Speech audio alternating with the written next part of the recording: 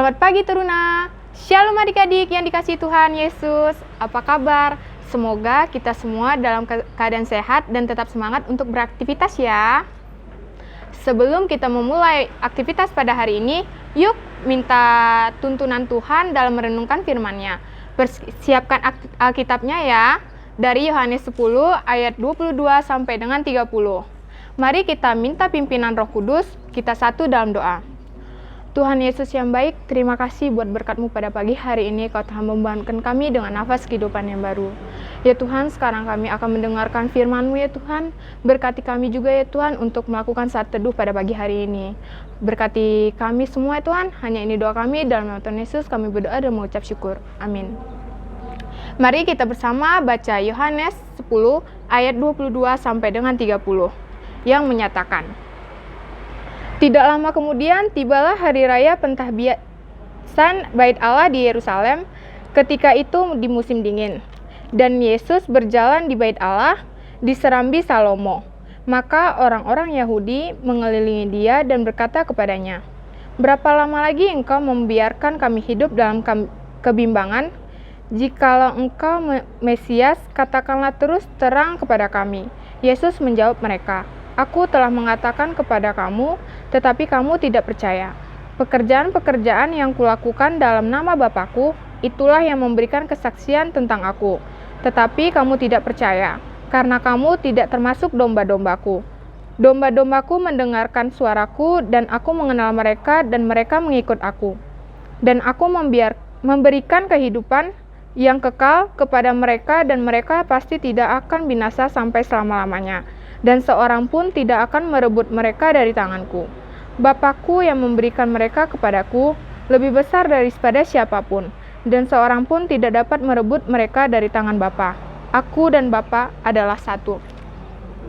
Renungan hari ini diberi judul, Dia Tidak Akan Melepaskan Kita. Saat bersepeda menyeberangi jembatan George Washington yang ramai, Julio tiba-tiba berhadapan pada situasi antara hidup dan mati. Seorang pria sedang berdiri di pinggir jembatan dan siap melompat ke Sungai Hudson, menyadari bahwa polisi mungkin tidak akan segera tiba. Julio pun bergerak cepat. Ia turun dari sepeda dan membentangkan tangannya sambil berseru, jangan terjun, kami mengasihimu.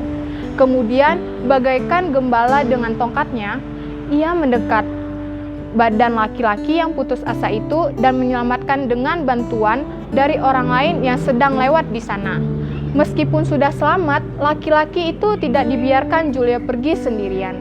2000 tahun lalu, dalam situasi antara hidup dan mati, Yesus Sang Gembala yang baik berkata bahwa Dia akan menyerahkan nyawanya untuk menyelamatkan setiap orang yang percaya kepadanya dan tidak akan pernah melepaskan mereka.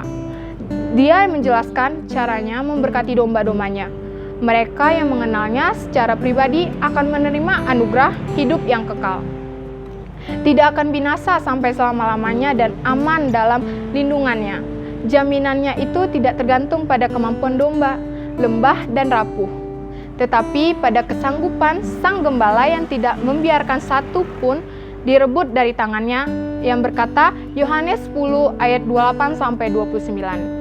Di saat kita merasa bingung dan putus asa, Tuhan Yesus menyelamatkan kita. Kini tidak dapat merasa aman dan terjamin dalam hubungannya kita dengannya.